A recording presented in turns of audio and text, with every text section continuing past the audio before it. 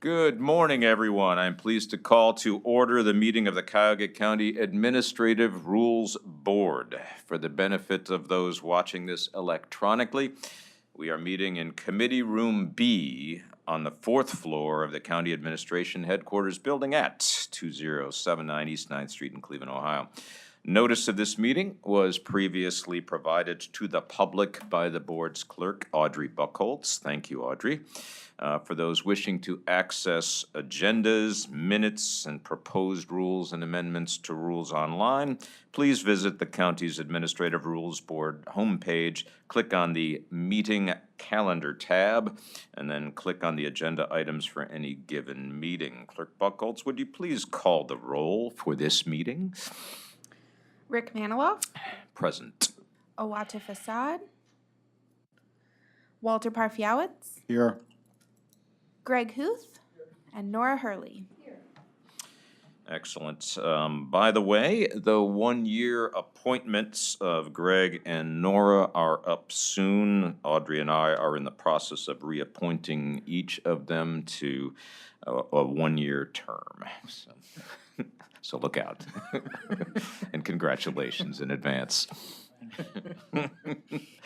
You're stuck by county code, Walter. Thank you, Rick.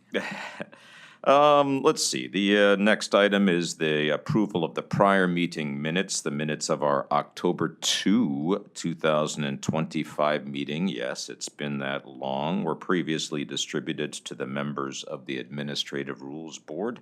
Is there a motion to approve said minutes? So moved. Greg has moved. Is there a second? I'll second it. Walter has seconded the motion. Is there any discussion?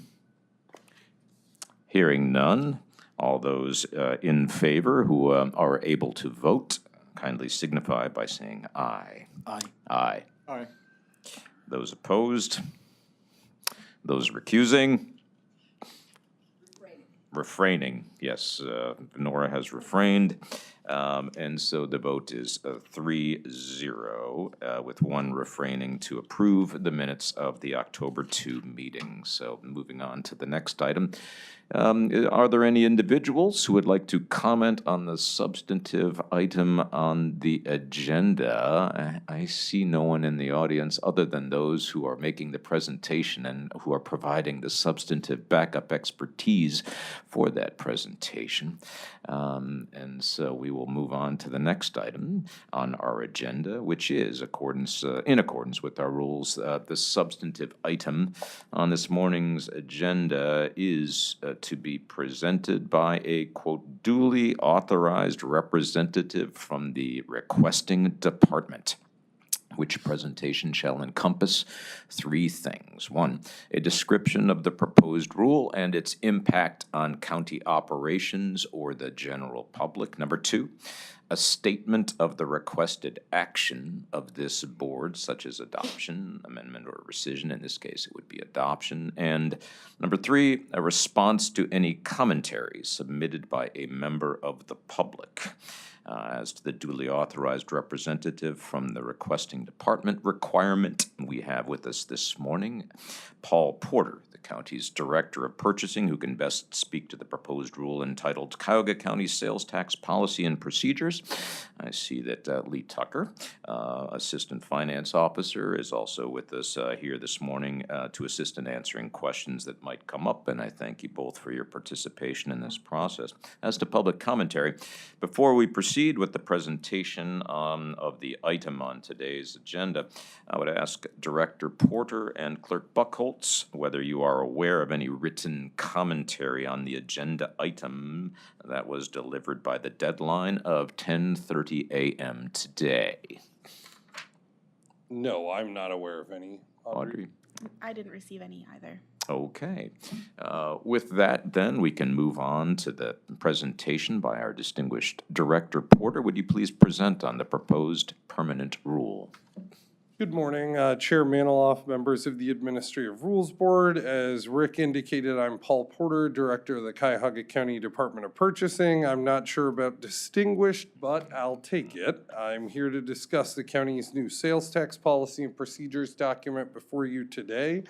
This document is our effort to ensure that the county has a clear policy in place regarding the applicability of sales tax on purchases made by the county or individuals working on behalf of the county, and how to ensure that the county's status as a tax-exempt entity within the state of Ohio is honored to the highest degree possible.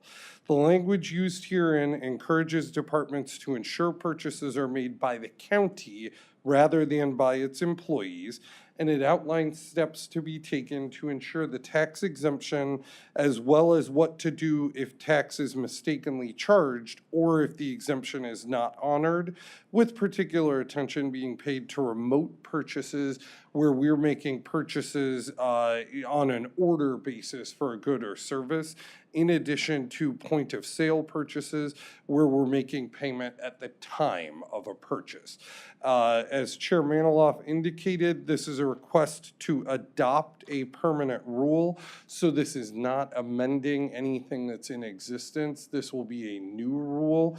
And the benefit here is with this rule in place, we feel that there will be a lower potential for payment of sales tax on purchases made by the county or by its employees on behalf of the county. Happy to answer any questions about the policy. It's fairly straightforward, and we tried to encompass all the foreseeable circumstances that we could have when folks are making purchases for the county. Excellent.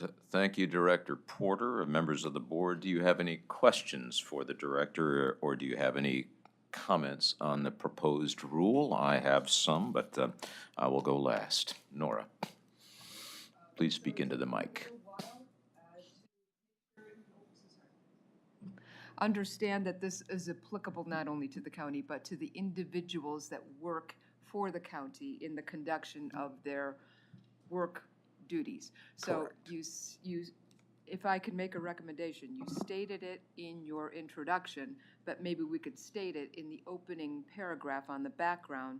And if you look at the end of the sentence, or the second sentence, it says, the purpose of this policy is to define the applicability of sales tax when the county or individuals working on behalf of the county are purchasing goods or services during the course of business. So you verbally presented it, but maybe we can insert it here just to make clear it's applicable to me, that if I'm traveling down to Columbus for a hearing and I have to, my laptop was stolen and I immediately have to purchase a laptop or something, that it should be tax exempt, and if not, I need to follow this policy on reimbursement. So it's applicable not just to the county, but to the individual employees performing. Thank you, Nora. I think that's good feedback, and there are parts in here that talk about when individuals are making purchases, but you're absolutely right. We didn't call that out specifically in the background, so I think that's fair feedback and something that we could incorporate for sure. I had one question. Yeah. Before I'm done. Please. First page of the policy under responsibilities of in-state purchases, 1, 2, 3, 4. We talk about sales tax for transactions and what occurs. It is responsibility of the employee to take these steps, but can you just give me an example of how this would play out under that the employee, should sales tax be paid on county transactions, the employee making the transaction shall be responsible for. So that means the employee needs to seek the reimbursement? Never mind. As I'm talking, I'm answering my own question. So, but I was thinking of an example. If you could give us an example. If an employee made a purchase, for instance, a point of sale purchase that was like going to a hardware store, if it was a public works employee, to buy a piece of equipment or tool that they needed to do a job that they didn't have on hand, they need to present to that vendor or retailer that they're, making the purchase on behalf of the tax exempt entity. If they were to pay the sales tax, they would either be liable for reimbursing the county, or they would have to go back to the vendor and seek reimbursement from the vendor for that. That's a clear, clean example of that. Thank you. Thank you. Thank you, Nora, for your comment and question. Greg? Yeah, I've got a couple. My first one actually is very much along the lines of Nora's initial one. The first sentence in that first paragraph under responsibilities in state purchases, county employees conducting any transactions related to the business operation, maintenance, and other purchases of what? I assume that means of the county, but it doesn't say that. Okay. So I don't know if would it make sense to insert in or any other purchases on behalf of the for or on county. behalf of the county within the state, blah, blah, blah, blah. So county employees conducting any transactions on behalf of the county related to the business operations, maintenance, or any other purchase, okay. Yeah, So maybe not there, like, I was Put it- thinking of after the word purchase, but yeah. Any other purchase on behalf of the county within Ohio. right. Sure. Perfect. And then, the section on out-of-state purchases, Yes. the second paragraph. Should a request for an authorized exempt be refused at the time of the transaction, employee shall proceed with making the purchase, blah, blah, blah. This section doesn't say anything about what happens if you end up paying it. Does the employee then get reimbursed? The out-of-state purchases are a case where many other states don't honor the same tax exemption for municipalities from other states. So we didn't really address the reimbursement question there because this section is framed as attempt to get the sales tax, waived, but we understand that that might not be the case. And this looks at not just purchases being made on like an individual's card where they would get reimbursed, but if they're using like a county issued P card or something out of state, it's okay for us to pay the sales tax on those transactions because we know that not all states honor the tax exemption. I can reword it, but this was one that we took a hard look at based on the table that's included as Appendix A, because we thought when we were going into this, well, we're a tax exempt entity, we're tax exempt everywhere. That's not always Not the the case. case. Mm-hmm. I'll maybe reference the appendix in that paragraph. Well, I think though it's important to say that, the employee, the county will follow whatever the local law is. I don't want the employee to think he's gonna get stuck with it if he has to pay sales tax while he's in Indiana or wherever. Sure. Okay. Good point. And then, the section on remote purchases, I thought that second paragraph was kind of cumbersome. Okay. And this is just me having a little bit more time on my hands today than, That's all right, it confused me as well. I'll listen to your Sure. question and then I'll pile on. so I was thinking the first two sentences could be combined to say, per the Ohio Department of Taxation, the location where the order is received is used to determine the applicability of sales tax to remote purchase. I period. think that's good. As a I like result, it. dot, dot, dot. Yep. But before we finalize that language, I'll ask my That question. was my last one. Yeah, oh, okay, all right, I'll piggyback onto that comment with a question. So not necessarily being in the biz, I just gonna, as a layman, read the clause, the source is considered to be the location where the order is received. So I am thinking of my own personal life. I make a remote purchase on Amazon, and it ships from Arkansas and arrives at my doorstep a couple of days later. So where the order is received, I could see that being interpreted as a layman two different ways. One is the order, my order. I want paper towels. from Arkansas. I am placing the order, and you, the vendor of the paper towels in Arkansas, are receiving my order in Arkansas. So the order is received in Arkansas by the vendor, my order. I could see it interpreted a different way as well, which is, well, I placed the order to the vendor, and now the vendor is shipping me paper towels from Arkansas to my doorstep in Cleveland, Ohio. And so I am receiving the order that I made to the vendor in Cleveland, Ohio. So the question, the source is considered to be the location where the order is received. Is it Arkansas or is it Ohio? Order or I don't, product? and I think that matters. I can see So- the confusion there, so maybe if we substituted order with good or service, so that we were clarifying, it's the end point of where the good or service Winds is up. received. Okay. In the example that you used, the state of Ohio looks at it as whatever jurisdiction you live in this case Cuyahoga County, if you receive the goods in Cuyahoga County, that's the sales tax that's applicable. Okay. So we can change it from order to good or service.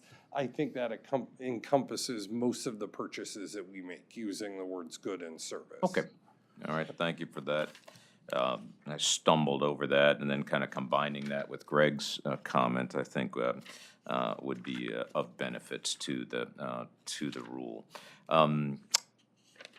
Any other, I guess, Walter, did you have any questions before I just- jump in with a couple of others? Paul, I just have one comment, since really this policy is for the county and our employees. I would just propose or suggest that under responsibilities and in-state purchases, that last sentence about the vendor responsible for collecting and maintaining, why do we need to have that in there? Let's just take that out. It's irrelevant for our purpose. The vendor responsible for collecting, maintaining Form STECB at the time of the transaction.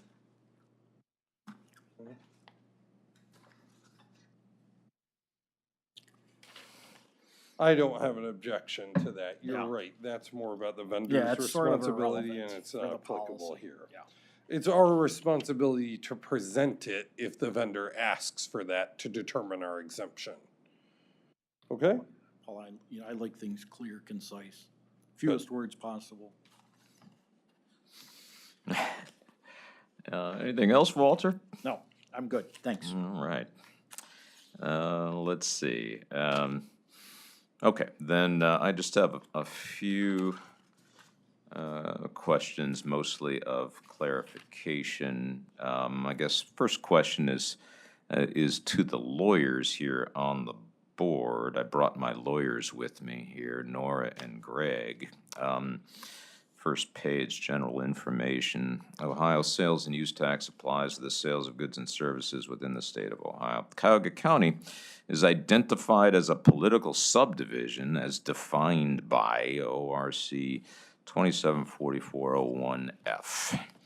So, I looked that up, have it printed out, and 274401F does indeed define political subdivision to include a county, okay. Only issue there is that the lead-in to paragraph F is as used in this chapter. So, again, we're quoting from 274401, and so as we know, as we peruse the Ohio Revised Code, and different words and phrases can have slightly different meanings depending upon which chapter they're in. And so I don't see necessarily this being a big deal. But again, to the lawyers, I'm not sure what, if anything, we want to do with that. Just leave it as is. Recommend leaving it as is with a stray reference to political subdivision as defined in a different chapter of the Ohio Revised Code, NA, for these purposes. We just leave it. That's fine. I think or to take it out, take out the reference, just say we're a political subdivision, and that will go unquestioned unless somebody calls it into question because we are a charter county and not necessarily a statutory county. Then that could come into play, and so somebody could say, well, the sales tax regime applies to statutory counties, but not necessarily to charter counties. Could that argument be made? I would say no, but again, I brought my lawyers with me, so I'm interested, Greg and Nora, on any comments that you might have. ORC 274401F is indeed applicable. To your point, it's only as defined in that chapter. You have authority, clearly, if you end it at, as defined by Ohio Revised Code. Personally, I love referencing the statutory basis. I think it gives the reader a reference and to look up and to confirm, much like Rick has done. But if it creates confusion because it's limiting, cut it out. It's a correct statement. Cuyahoga County is in fact a political subdivision. I would just say leave it at that. Okay. All Do the you all the believe- definition does is it says that when we look at the definition itself, again, we're getting into the weeds here, technical weeds. Political subdivision means ... a county ... So it doesn't. The definition doesn't provide a lot of color commentary from Chris Collinsworth. So I don't know. I think it's sufficient to just do what Nora said. But Yeah. I was wondering if there's something in our charter we could point to. The charter does mention that we are early on in the preamble. certainly a body politic and corporate. It's section 101.01. Would we want to do that, reference our charter there? I like doing that as much as we can. Okay.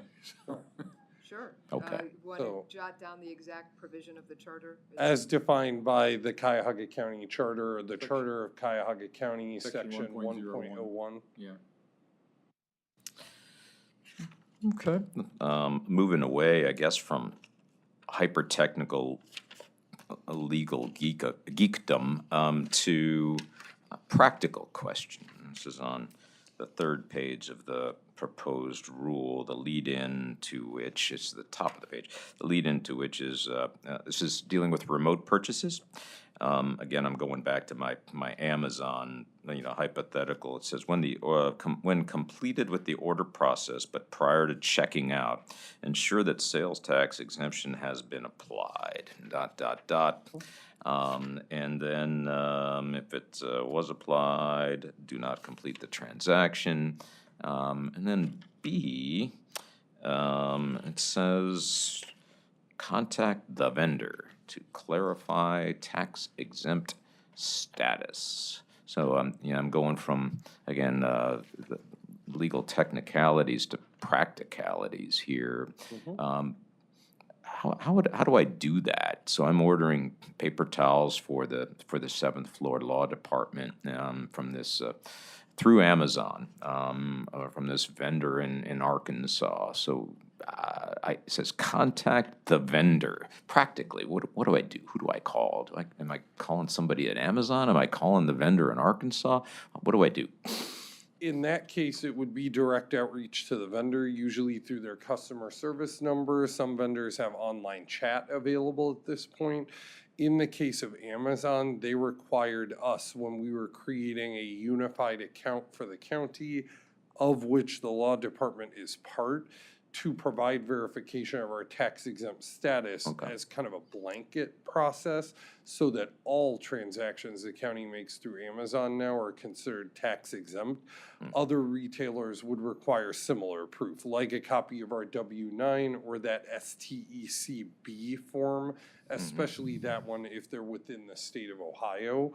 So that's just a matter of, as it says here, contacting the vendor to clarify the county's tax exempt status. Our preference, and this is on the employee making the purchase, like the county as an entity does not make purchases. employees make purchases on behalf of the county, and it's Right. on, it's on that employee making the purchase to ensure that the tax exemption is honored. Okay, all right. And speaking of, I guess it's a good segue, it's on the employee to make sure, and that's kind of the thrust of this rule, I get it, on use of personal cards for purchases. And these are my last questions.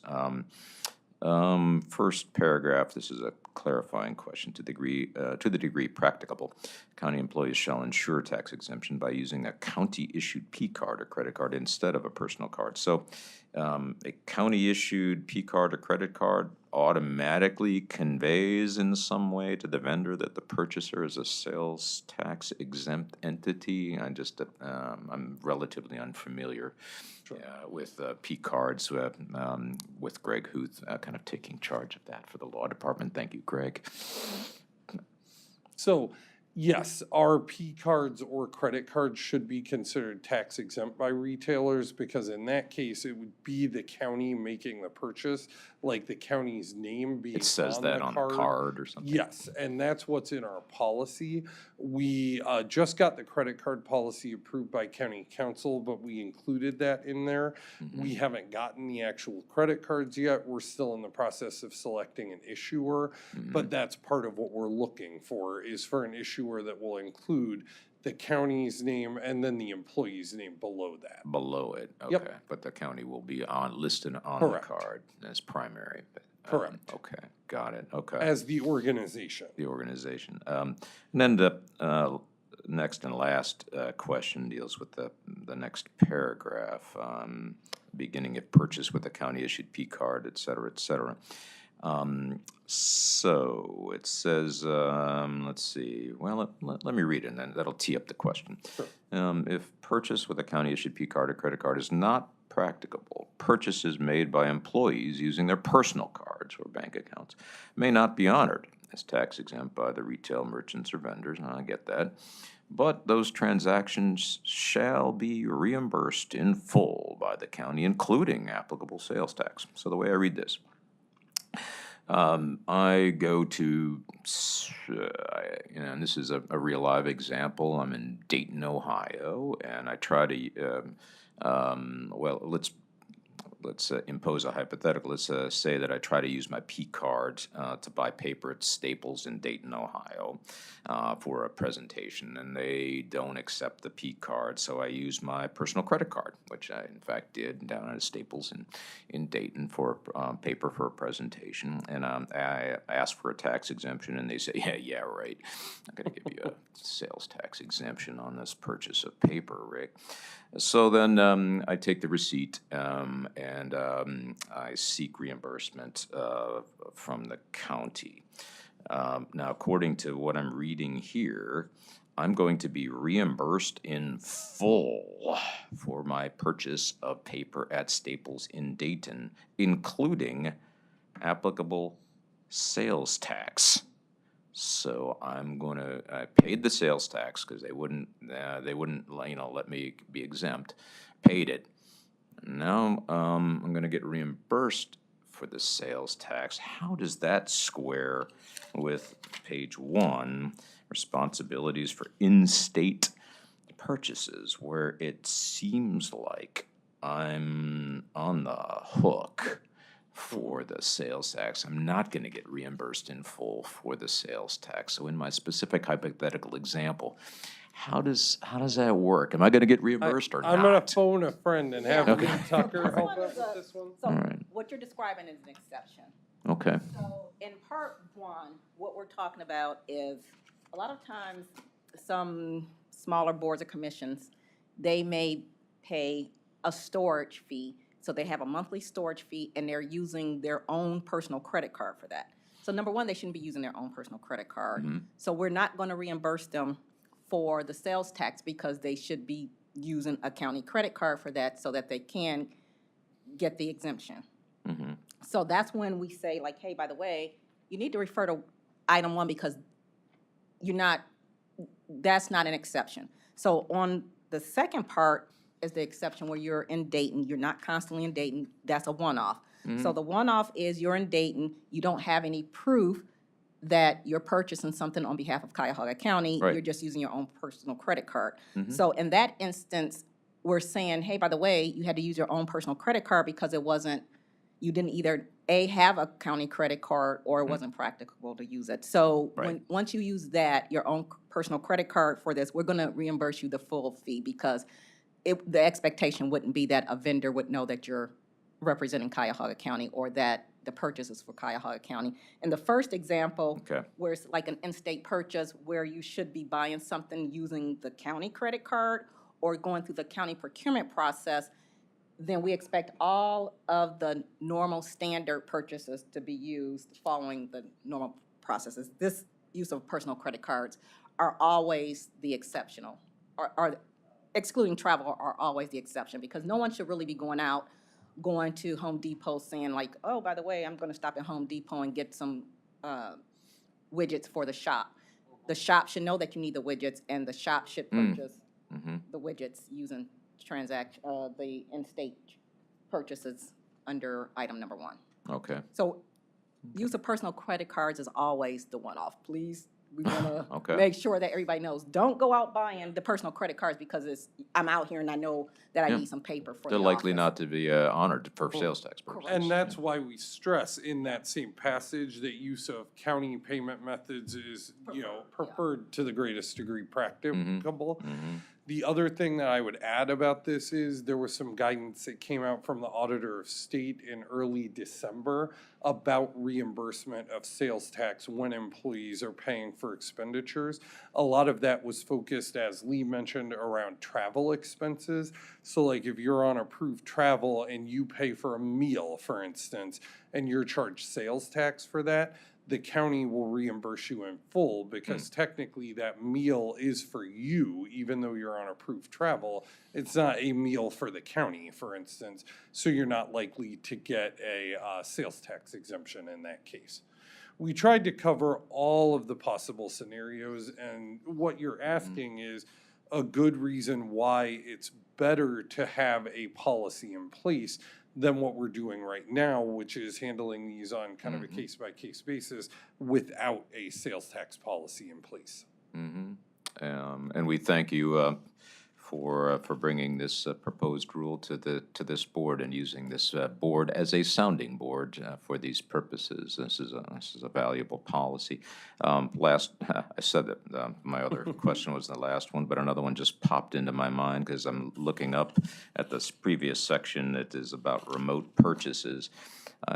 Number 5, this is on page 3, it says if the sales tax, is mistakenly charged. So I go through with my transaction, again, going back to my Amazon paper towels case. I get to the very end and there's a mistake somehow. And I say, oh no, it's being charged. I try to cancel it, but I can't cancel it in time. It's like, a mistake has been made. Put it in the passive voice. I need to retain a written record of the cancellation confirmation if it's canceled, but I couldn't cancel it in time. I attempted, but I couldn't cancel it. So now I request a refund of the sales tax. So I requested of the Arkansas vendor of the paper towels, hey, can you give me that sales tax back? It's 39 cents, but I need to request that. They say, yeah, right. I'm not going to give you that 39 cents. So who's responsible for? Is it the employee if there's a mistake of this nature, or is the employee made whole? That to me is unclear. I'm talking about a 39-cent example. What if it's $390? And it matters a little bit more to the employee who may or may not have made the mistake. Maybe mistakes were made. So who's responsible? In this example, we're looking less at an employee making the transaction and paying on their own, and more like this is an employee making a purchase on behalf of the county. Okay. If this were to happen, we kind of left the policy silent Yeah. on who is ultimately responsible for that, because we have at step 6, retain any receipts and submit them to the fiscal office for reconciliation. I think that would be something, we would have to look at kind of the totality of the circumstances on it to determine if this is something that the county is gonna just cover or something that the employee's liable for. Lee, do you have a different answer? So Or that, no, that's correct. Just to add a little bit more clarity around that. Because the purchase is made on the behalf of in the name of the county will be charged for that. So we would ask the employee, to try to work with the vendor to get a refund. If the employee is unsuccessful, it would likely get escalated, and somebody like the fiscal office or the person's maybe business service manager of that department would try to have something in writing where we did request a refund from the vendor. Because if we don't and we just pay it and somebody provides documentation that we did ask for it and the vendor said no and it's left at that, we can get hammered by the auditors of state for paying sales tax in the first place. But then once we can provide proof that there's some action taken and that the vendor will usually work with us to give us a refund.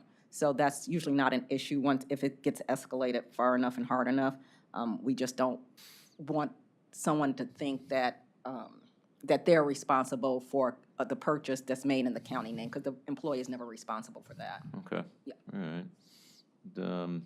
I guess, thank you for those explanations. And has there ever been a sales tax audit to the best of your recollection, knowledge, and belief? It's not necessarily a sales tax audit, but when the auditors come in and look at our payables and look at the detail, they can see that the invoice contains sales tax, and so they will nail us for that. If Will they there- issue a finding for Yeah. recovery in Yes. those instances? So, most of the time, we catch, I haven't seen that in a while. okay. But they will issue a finding of recovery. The first thing that they will ask is, did you get the refund for the sales tax? And then they'll ask for proof of the refund for the sales tax. And then once we provide that, they're okay with it because we resolved it. If for some reason it slipped by and we didn't catch it, they'll let us know that, they'll document it, but they will let us know that you need to do this. If we don't get that refund, then the fiscal officer or myself or whoever can get a finding issued against them, and they will be responsible for the recovery. Hence, that's why we have the bonds. But Yep. yeah, they can be Yeah. issued the finding for recovery for paying the sales tax Would themselves. be, and that would be against the vendor and the individual, right? Joint and several finding for The recovery? auditors would not do anything with the vendor because that's Cuyahoga County's responsibility. They Okay. would issue the finding against, like, let's use the fiscal officer. They would issue it against the fiscal officer. Or in this case, no, they would do Paul. They would- Paul. They would do it against the fiscal officer. Thus Paul's because- incentive here to get this volunteered to policy help rammed put through. this together. I'm not liable. Okay. I'm not Okay. bonded. They're bonded. Okay. So, yeah, so All right. they would be responsible for the payment of the sales tax. Okay. The other thing I want to add is there have been instances with various investigations, either coordinated by our Inspector General or our internal audit team, that have not been looking specifically at sales tax, but that have flagged transactions as part of their review where sales tax was paid. Those are cases where, it provides a good example of like, oh, did the employee know that we were tax exempt? Do we have that written anywhere? How are we telling employees this? So we've tried to be proactive as a fiscal office team in going over this in various trainings, including trainings for P-card cardholders. Most of the time, when the county's doing an order like, ordering something on a purchase order or entering into a contract with a vendor and making payments on that contract, we're tax exempt. In those scenarios, which constitute the bulk of the county's business, we don't pay taxes, period. It's those instances where employees are making point of sale purchases or instances where employees are traveling that this has come up. And in some cases, it was employees making online purchases from places like Amazon, where maybe they were using their personal account, but it was a legitimate business use purchase. But Amazon doesn't give, Rick Maniloff a tax exemption on his paper towels in the same way they would give Cuyahoga County a tax exemption on a purchase of paper towels. So we've tried to take numerous steps before coming to this board to ensure that the county is paying sales tax as little as possible. I see, I see. Just the simple fact of having WB Mason and now Amazon Yeah. should help us. Yeah, yeah. Okay, well, this is interesting and important. Greg? One more comment, going back to Yeah. that use of the personal credit card. Sure. I mean, I don't know if it was you or Lee that said this is an exception, so maybe that second paragraph of that section for use starts off with, as an exception to the above, if purchased with a county-issued P card or credit is not practicable, blah, blah, blah. Okay. Just to make it clear that that this isn't, that this Sure. is not the rule. This It's is the Yeah, exception, it's the not the exception, rule. and you can get the sales tax reimbursed. Yep. Okay, yeah, thank you, Greg.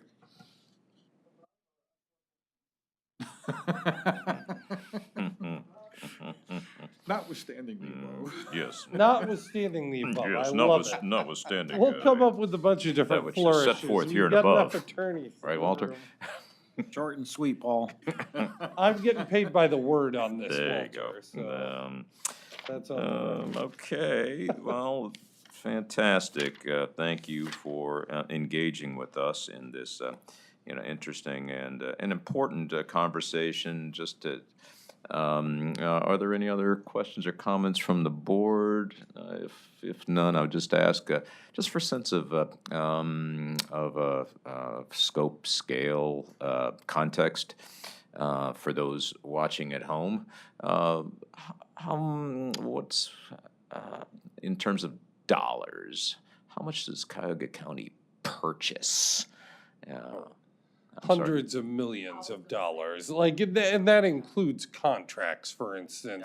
If you're talking about like purchases on P cards, for Yeah, instance, well, how much would be subject to this policy? I'm thinking probably somewhere in the neighborhood of $500,000 to $1 million, if you're talking about like those point of sale transactions. Okay, Not, purchase orders, not something that's paid through accounts payable, for instance. okay, Yeah. okay. Yeah, sort of And from an I want to employee stress, perspective, the right? bulk of those transactions, we're already not paying sales tax. This is just making sure we have a written rule around that. Okay. Okay. Well, thank you. Thank you. Director Porter and Lee Tucker, thank you very much for your expertise as well. Let's see, I guess then, in terms of what to do next, there will be some tweaks that we have discussed to the policy. I talked to you yesterday via email about whether you needed us to waive the two reading rule, and you said no, and I think that's appropriate under these circumstances, so you could, take our suggestions back to your laboratory and rework it a little bit. So then I would propose that this matter move to the agenda for our next meeting to be held on January 22 for second reading and potential adoption at that time. I note that there are a couple of procedural rules in our rules of procedure in Articles 5 and 6 pertaining to revisions made in response to comments received that we need to be mindful of, dealing with notice periods and the like. And so this will actually be the first time when we will kick the tires on that, since we have revamped the Administrative Rules Board. So thank you for that opportunity for us Glad to help. explore that procedural angle. So with that, then, I think are we all square on that, Clerk Buckholz? Okay.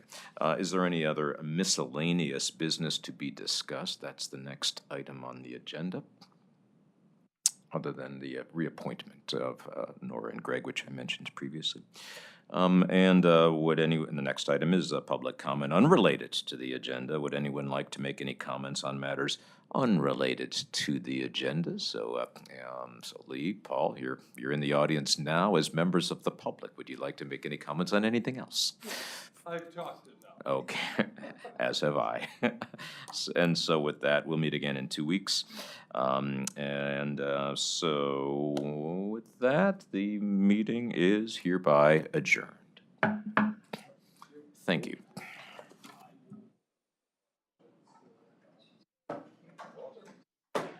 Hey, Walter,